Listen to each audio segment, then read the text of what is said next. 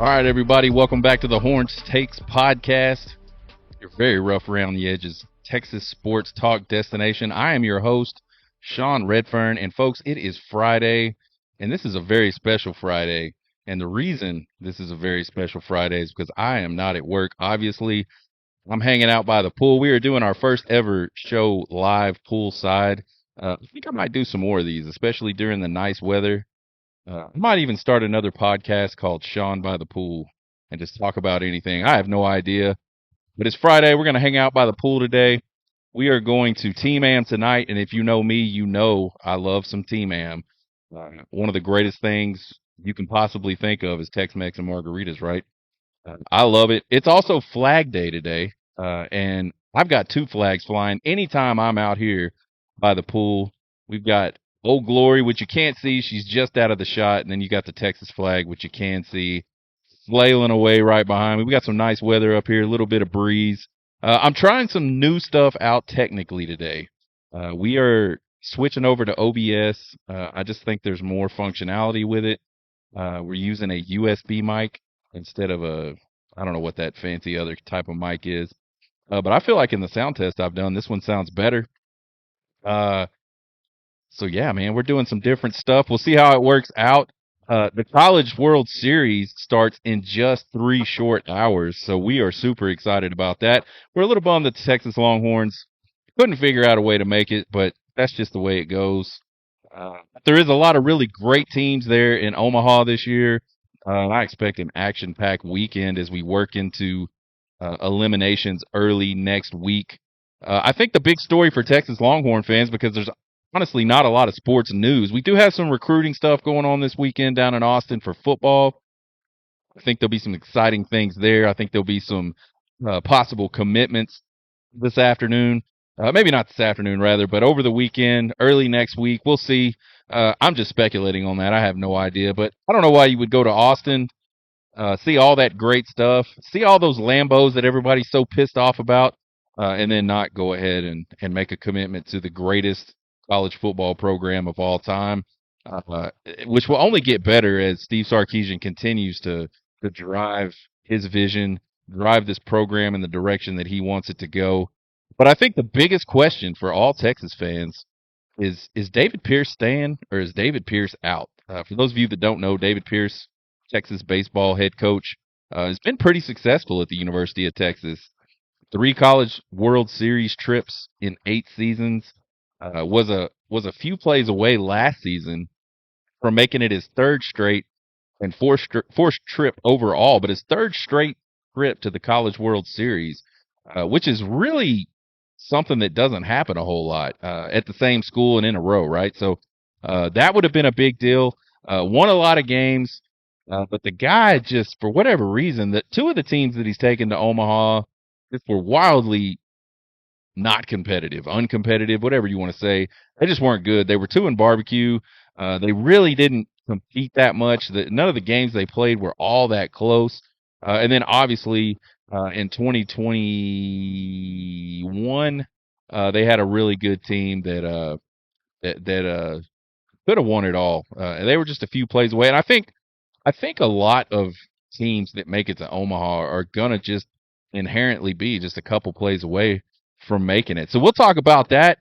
We will obviously talk about the College World Series. We'll have our little College World Series preview. Before we get into that, check us out on Twitter, TikTok, and YouTube at Horn Takes. We appreciate any support you can give us there. And if you guys just like to listen to podcasts, you can check us out at horntakespodcast.buzzsprout.com. And I don't know why I didn't think of it. I'm going to figure out a way to get that link up on the show next time I do it. So the big question is David Pierce out? We've been talking about it the last few weeks. Is David Pierce going to be the Texas coach in 2025? Can he survive this 2024 letdown of a season? And not just the season, but just a lot of the rumors that have been swirling around the program. Man, I heard all kinds of stuff the other day. I won't repeat any of it because I don't want to speculate like that. But it doesn't sound good for him in terms of just his relationship with the players, his relationship with some of the players' parents. Things just do not seem to be going well for David Pierce in Austin. So we've been talking about it. Is he gone? Does he stay? We've talked about the merits of him staying. We've talked about the reasons why he may not be here going into the 25 season. And right now, where I sit, I have to say there's no doubt in my mind that he's gone. There's been rumors swirling since Texas was eliminated in the regional down there in College Station. There's been rumors swirling. Hell, there was rumors swirling before that David Pierce may not be coming back. There was a lot of fans that have been unhappy with David Pierce all season. And I don't think it's the losses. There's a lot of guys on Twitter, for instance, that'll talk about, and even probably some of the message boards, they'll talk about, you'll talk about his resume, which is pretty damn good. And they'll say, how do you fire a guy like that? I don't think a guy like that should be fired.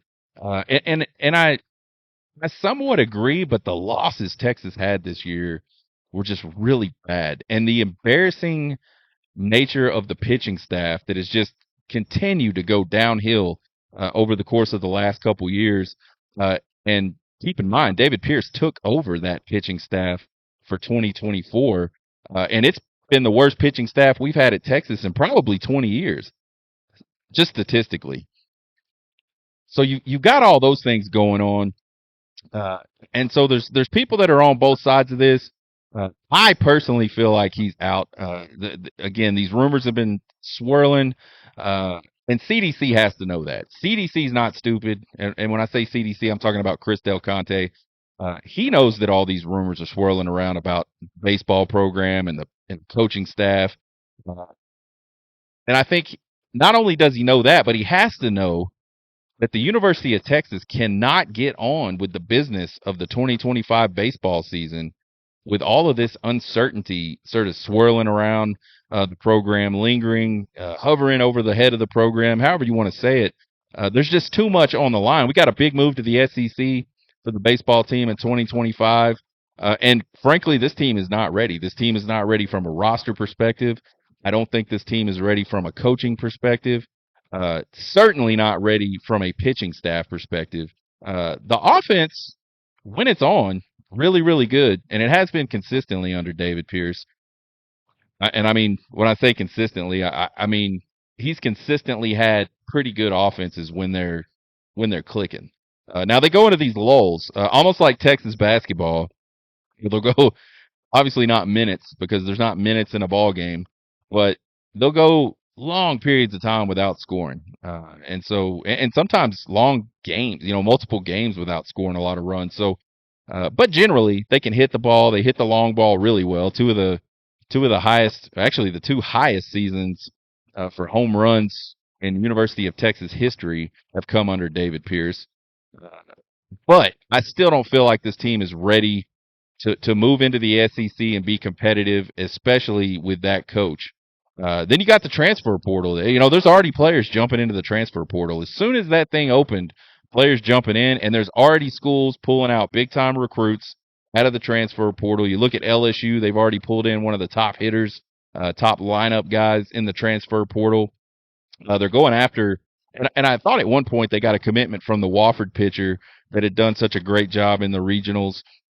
Uh, but then I saw that he, in fact, did not commit. So who knows what'll happen there? Maybe if I would have looked at the news this morning, he would have committed again. But the point is, there's all kinds of moves being made in the transfer portal, and you are not, as the University of Texas baseball program, you're not going to be able to get any guys in here with all of this stuff hanging over the head of the program. Who's the coach? Who's going to be the next coach? Do they really want this guy to be the coach? Are they going to strike out in the coaching game, the coaching search, and are they going to have to just retain Pierce or hire somebody they don't want? You don't want any of that stuff going on. Not only for transfer portal, but for recruiting as well. Uh, Recruiting is a year-round thing now, and it's hard enough to get these guys to come into to commit to your school. It's hard enough in baseball, especially. We were talking about guys that baseball has got to be the hardest sport for collegiate coaches to recruit because you want to go after the best players, right? But you also kind of have to know in the back of your head that some of these best players are never coming on campus. Why waste your time with a guy? And I mean an excessive amount of time. You're always going to chase them. You're always going to try to convince them. Well, why waste your time with a guy that you know is going in the first round. He is 99.99% not going to college. So that makes it tough from a baseball perspective, but it's year round. And with the coach, I mean, I'm sure Coach Pierce is sitting there. Maybe he's had conversations with CDC. I don't know. I don't know what goes on in the background. But right now, at least from the public eye's perspective, he doesn't know what's going on either. And he's got to be thinking, man, am I going to put in a bunch of work if I'm not even going to be retained? Am I gonna work as hard as I would have? Maybe he does. I don't know. I do not know Coach Pierce one single bit. But the recruiting stuff, you got to be able to move forward, right? Then you talk about other things. You got donors. There's donors sitting out there that are curious about what's going to happen. Uh, all the fans are, but there's a lot of donors that donate a lot of money, and they want to know who's going to be the next head coach. Is it going to be David Pierce? Is it going to be somebody else? Uh, is it going to be a good hire or a hire that we perceive as a good hire? And those guys are holding on to dollars that need to get pumped into this University of Texas athletic program to keep the ball rolling, right? So CDC knows all of that. It's interesting. Uh, Athletic directors want to win sports. I think I don't know if you can say they have a primary job, but if they had a primary role on campus, it would be to align the athletic department, get the athletic department pointed in the right direction, and start having athletic programs that can win. But I think aside from that, there's a deeper underlying role that these guys have, and that's for the athletic department to try to break even in most cases, and in other cases to try to make as much money as they possibly can. And so CDC has to play both sides of this. He has to play the we want to win side of it, and he has to play the we need donors to donate, and we need to be able to sell merchandise, and we need to do all these things that help make us revenue. And I think not so much the play on the field necessarily for David Pierce, but certainly the revenue portion of it is probably something CDC has factored heavily into his decision if he decides to move on from David Pierce and go out and try to find somebody else. If you watched a lot of Texas baseball games this season on TV, you didn't see a lot of packed houses. There were a couple times where the place was packed, and it's a big, beautiful stadium when it's packed. When it is not, it's just a big, empty doldrum. And in a lot of cases, in a lot of respects for me, Dish Falk just doesn't have a lot of soul. And the one thing that can make it an interesting place to play for a player and an interesting place to go watch a game is for the crowd to be big and the crowd to be in it. We didn't see that a lot this year. So with all of these things going on, all of these reasons why CDC should be making an announcement about what's going on, whether he's retaining David Pierce or whether he's moving on from David Pierce, he hasn't come out to quash that rumor at all. He hasn't come out to announce anybody else. And now, announcing somebody else, you got to have somebody else, and the timing has to be right. And if you've listened to who some of these guys might be, the timing is certainly not right. But why hasn't he? Why hasn't he come out and quash this rumor that David Pierce is on the super hot seat at the University of Texas? There's absolutely nothing to be gained from being tight-lipped about that. If you're retaining him, but if he's not coming back and you're in serious negotiations with somebody else, or maybe CDC already has his guy in principle. Again, you think about the names that are getting thrown out for this vacancy. If it happens, there's a lot of potential candidates to fill that vacancy that are still playing baseball right now. They're in Omaha right now getting ready to have their opening pitch and get it on, right? So there's a lot of it, it's a complicated process. I've heard multiple guys, plugged in guys say you're just going to have to be patient on this one, and I truly believe that. But what we're starting to see some smoke, folks. You got Kendall Rogers of D1 baseball. He's making some smoky tweets lately about Texas baseball, the possible vacancy that there could be. You got Horns 247 guys saying the same type of stuff. Hell, I saw a guy, or I saw a post on a message board where there was a guy yesterday or the day before that says that the players have already been notified that David Pierce is not going to be retained. So I don't know how much truth there is to that, uh, but you got to think if that's the case, and David Pierce is not going to be retained, that CDC's already got his guy. CDC already knows who his coach is, and there's already an agreement in place. So let's talk about who those guys might be, folks. These are some crazy. This has been a crazy. This whole David Pierce thing to me is just a crazy deal, and we've talked about that before. Uh, the record, the resume, really good, but just the opposite of that. Just sort of the personability and the fit with Texas, and the just some of the sort of intangible things, or things that you have to be able to do to be a head coach at the University of Texas. I just feel like David Pierce fails so miserably at those things. Uh, but we got all this buzz, and probably the biggest buzz, and I don't know. Let's talk about it. The biggest buzz, and it's probably a lot Twitter bullshit, but a lot of Twitter bullshit stems from actual conversations that people have. And a lot of those conversations sometimes stem from legit conversations that people in the know have had. But there's a lot of buzz on Jim Schlossnagle, the Texas A&M coach, the former TCU coach. Uh, and this one just seems wild to me. Now I know he has made a lot of comments about Texas A&M, the Aggies in general, College Station, how it's kind of a different place. And I think he's made those kind of comments sort of in a kind of in the lightest way he possibly could, to say y'all are fucking crazy. And so if that's the case and he really feels that way, you got to think that he would at least entertain a conversation. He was at TCU with CDC before CDC moved from TCU to Texas. So he's got a good working relationship with Chris Del Conte. Uh, Texas could absolutely pay this guy. I know he's one of the highest paid head coaches right now. There is no reason in the world why the University of Texas could not pay Jim Schlossnagle more money than he's making today at Texas A&M. Now, Texas A&M's got deep pockets too. I think if Jim Schlossnagle does, in some crazy random world, come over to the University of Texas to be the next head coach of baseball, it's not going to be because of money, because I think Texas A&M can money whip him as well.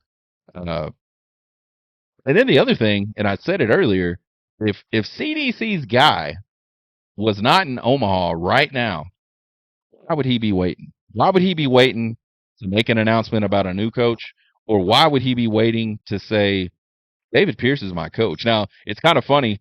Uh, Chris Del Conte said Tom Herman was his coach, like, I don't know, a week before he fired him and hired Steve Sarkisian. But I think those are different situations, completely different situations.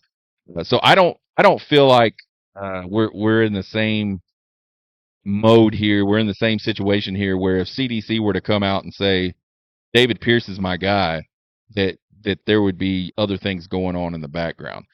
And I think the silence on this one is certainly deafening. This one, man, this Jim Schlossnagle stuff, man, to me, it just seems so far fetched to me. I just cannot imagine leaving a big time program like, and he's built it into the big time program that it is. Texas A&M baseball not been, I mean, they haven't been terrible, but they haven't been like on the national scene like they've been on the national scene these last few years. Uh, they're not doing any of that without Jim Schlossnagle. So he's built that. He's built them into the power that they are. They're the number 3 seed going into the last couple weeks of college baseball's regular season. Tons of talk about those guys being the number 1 overall seed. So he's built it into a really good program. It's just so hard for me to see a guy in that type of position moving to a place where uh, he's going to have to rebuild again. And it's not a total rebuild. Texas has a very good roster, especially at the position players, especially bats wise. There's just not a lot of arms, and that would be a place that whoever is the next coach, whether it's David Pierce being retained or whether it's somebody else, they're going to have to figure out a way to rebuild that pitching staff, because it is just not where it needs to be to compete. But man, I said the same thing though about Jimbo Fisher leaving Florida State and going to Texas A&M in the first place. That one, as soon as I saw that there was a rumor about that, I went out and was like, there is no freaking way that Jimbo Fisher is leaving Florida State to go to Texas A&M. And sure as shit, I was wrong. He absolutely did it. Now it was a disaster, but he did it. And man, how hard would Aggie tears flow like wine? Jim Schlossnagle left A&M and went to the university. I mean, how wild would that first game there at Bluebell Park be? And I have no idea where they will play next year. They will most certainly play, but who knows if it's in Dick Falk or down in Bluebell in College Station. But the first time that would happen, that would be an event to say the least. I I'm here for that, man. I am here. I am here for Aggie sorrow and Aggie tears. I mean, they would have to have like a flash flood warning in College Station set up. Like it would be irresponsible of Chris Del Conte to announce that Jim Schlossnagle was the next head coach at Texas without putting some sort of FEMA response together for the just massive overflow and flood of Aggie tears that would just cover College Station.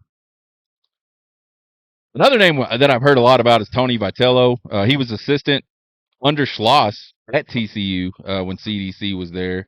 And man, this guy got his first head coaching job. I think it was his first head coaching job. Certainly his first major head coaching job at Tennessee, which was is a dump of a program. Tennessee was not good at baseball before Tony Vitello got there. And but when I say not good, I mean that they were bad. And he turned that thing around quick. They have had 2 trips to the College World Series. They're on their 3rd trip to the College World Series. They will start that today. He's a player's coach, man. He's one of those guys that the duality of man. So on one hand, I think that his players absolutely love playing for him. On the other hand, I could totally see him like showing up to a frat party to hang out with his players. Uh, and again, I don't know him personally at all. I base all of this off of just kind of what I see in his interactions with the media and things like that. Uh, but he's definitely a player's coach. You can tell that guy loves his guys. And in turn, if you get that kind of love from your coach, I think all players are going to love their coach back. And so I think he's built like that type of sort of us against the world. We all love each other, and we're kind of going to be pretty abrasive culture there at Tennessee. And to me, he seems just as abrasive as David Pierce, but he's certainly more outgoing. He's certainly more well spoken to me. He doesn't seem uh, nervous around. He doesn't seem nervous around the media.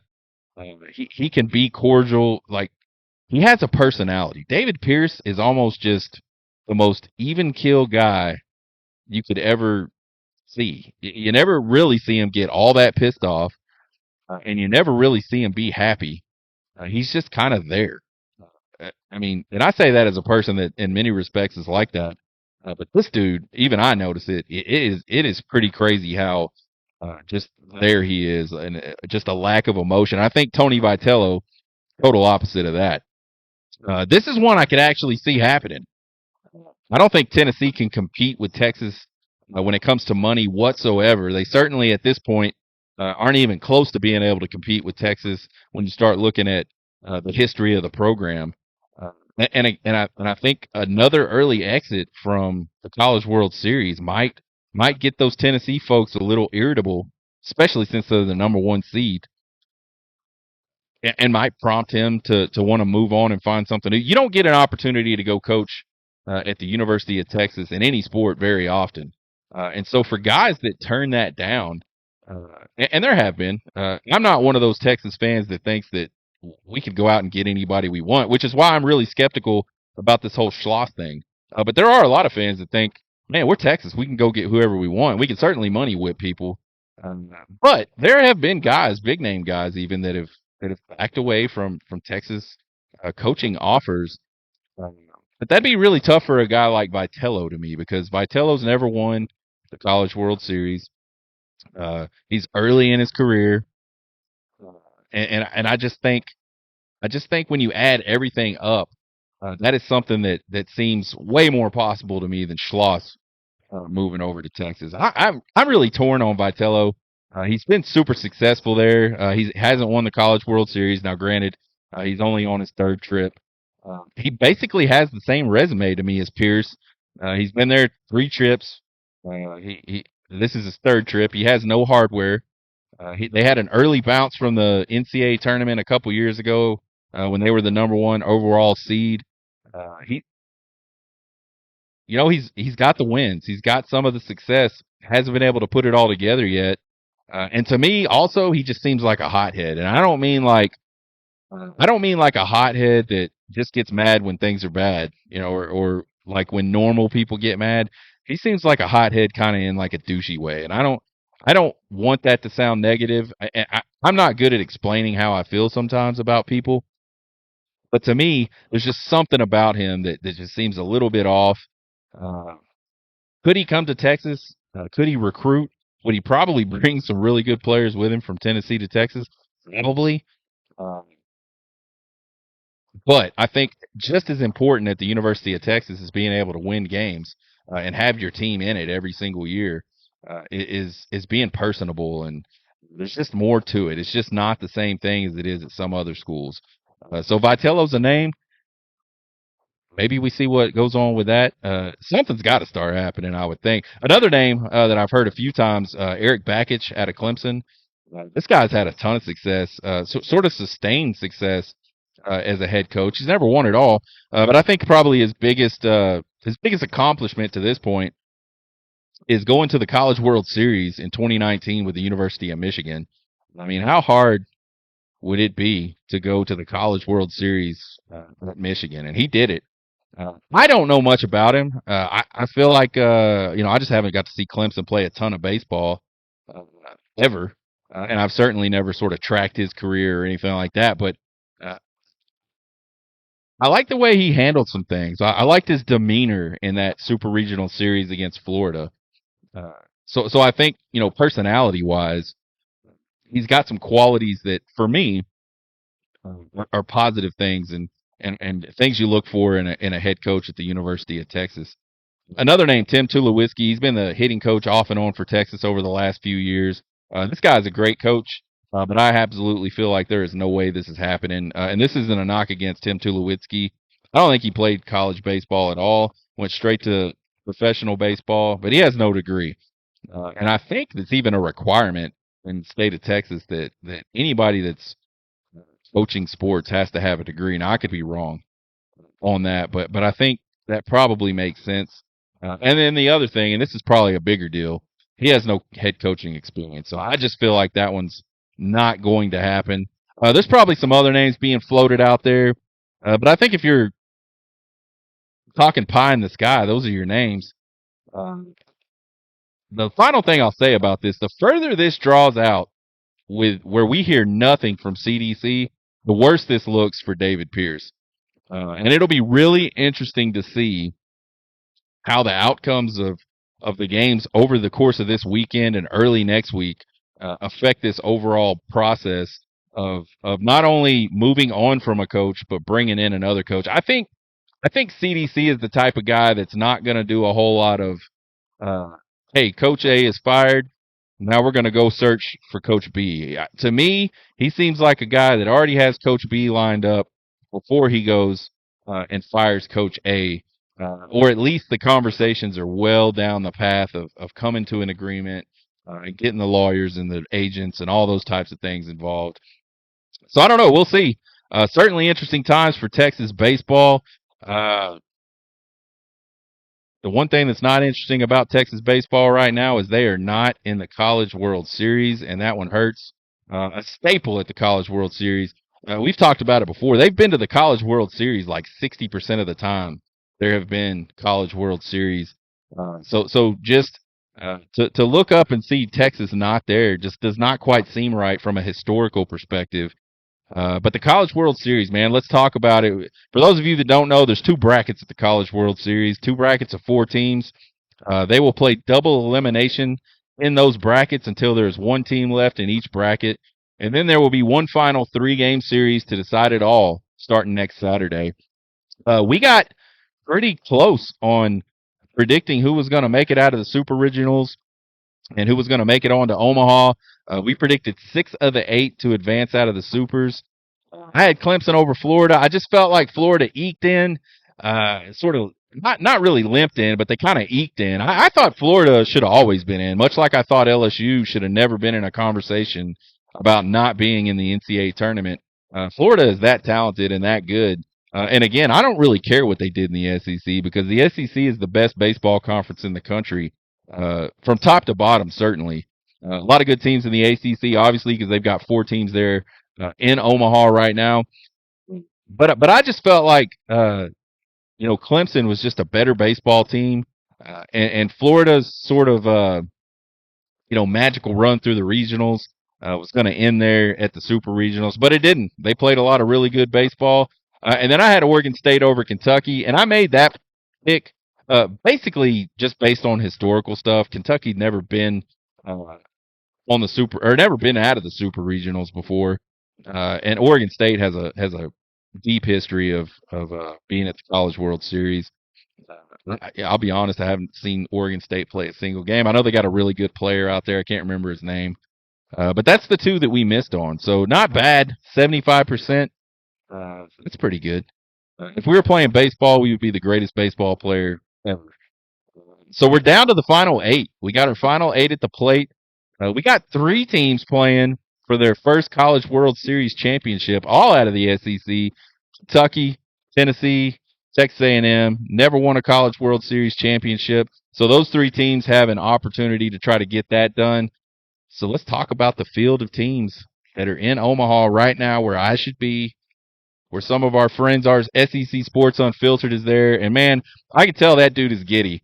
And I'm really jealous of the TikTok he posted yesterday of his ass down on the field at Charles Schwab, just soaking it all in. You could tell he didn't know what to say. And that's kind of how I felt the first time I went to Omaha. And now I wasn't down on the field like this dude. So kudos to him for getting that media pass. He's going to enjoy the hell out of that. But that's where we wish we were. But I guess this pool has to do, man. We're sitting out by the pool, about to get some sun. It's about to be a great day here in Texas, folks. But let's look at this field. You got number 4 UNC versus number 12 Virginia. That's the first game today at 1 p.m. Central Time. And then you got number 1 Tennessee up against number 8 Florida State. That game will be first pitch at 6 p.m. Weather permitting. The first time we went to the College World Series, the weather was just an absolute. You just didn't know what was going to happen, man. I think we've gone twice, and we have stayed through the first 8 games of the College World Series. So we've got to see half the field get eliminated both times we've gone. And the first time we went, I don't know, man. It must have been rain delays or rain or lightning delays at least 3 or 4 times while we were there. So those storms up in Omaha, they roll in pretty quick, and they can get pretty nasty pretty quick.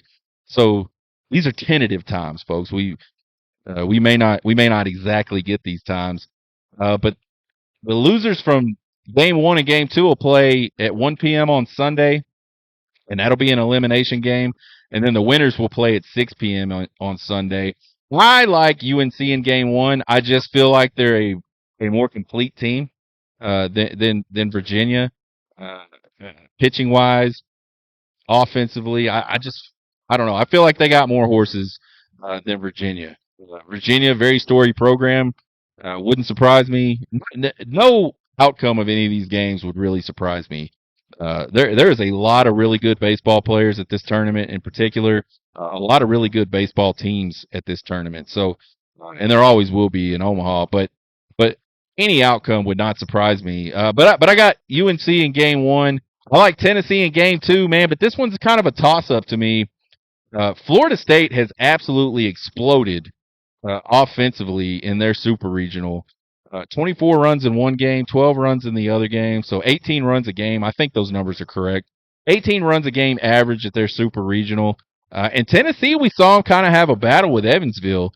Both the games they won ended up being comfortable, uh, but probably closer than a lot of people thought. Evansville could keep either of those games. I said when we kind of previewed these super regionals, Evansville doesn't have a chance. And when I say a baseball team doesn't have a chance in a super regional, what I really mean is they're not winning a game. And they sure as hell won a game on Saturday against Tennessee there in their place, and they put up a lot of fight. And you talk about kind of a maybe dark horse type coaching candidate for the University of Texas job. That would be a guy, and I can't remember his name, but that guy uh, took a team that I don't think anybody expected anything out of, and made a nice little run in the NCAA tournament.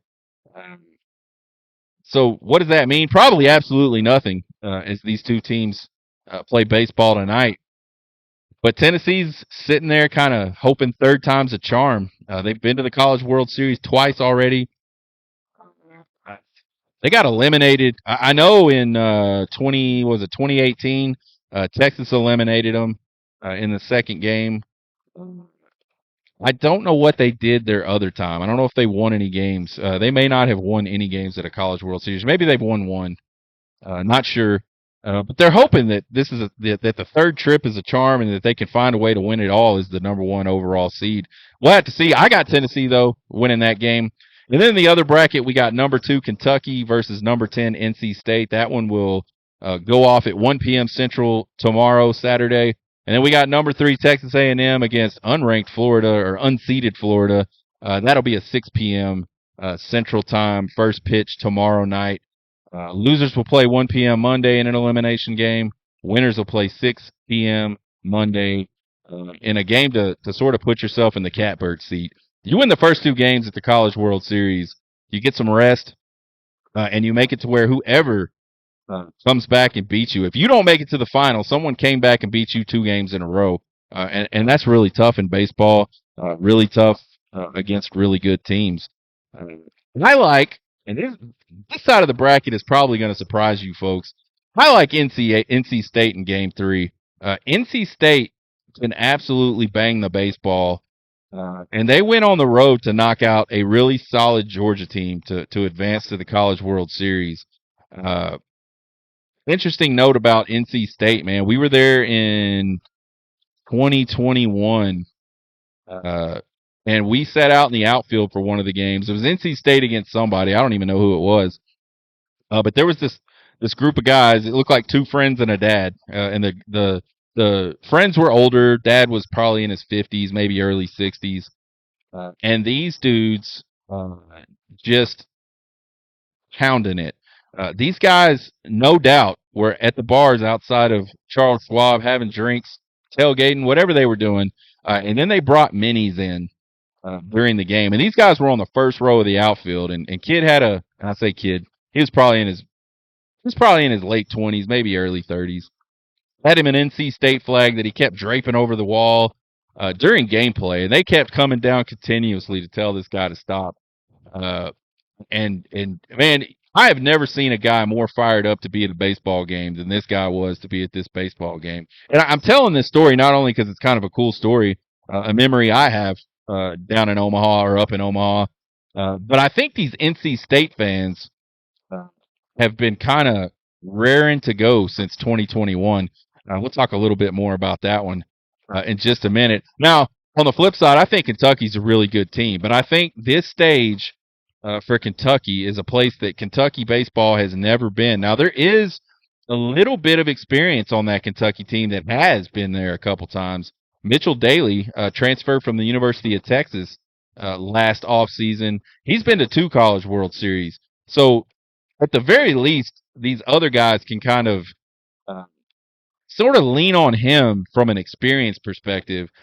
They can ask him questions, and really, this is all stuff that's taken place since they advanced.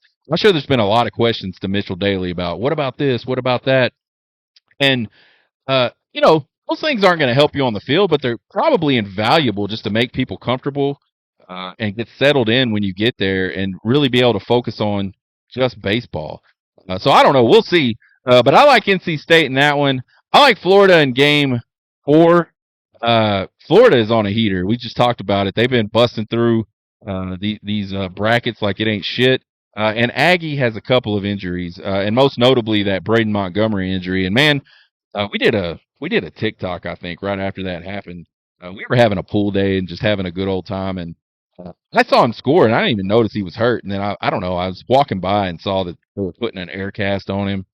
I have no idea what happened there, but man, that's a rough one for Braden Montgomery. Obviously, this is his last year of college baseball. Obviously, a rough one for Texas A&M and M and their fans. You never want to see guys get hurt like that, man. You never want a season to sort of end. And I'm not saying it has ended, but it'll certainly be more difficult for Texas A&M to continue to win games without one of their best players.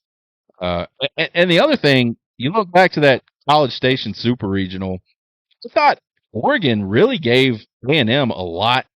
They gave them more than they really wanted to handle, and they kind of had some meltdowns, and there were some pretty rough coaching decisions. Most notably, letting that kid stand up there and walk like five guys, hit another one, and eventually give up a grand slam. I think in that elimination game.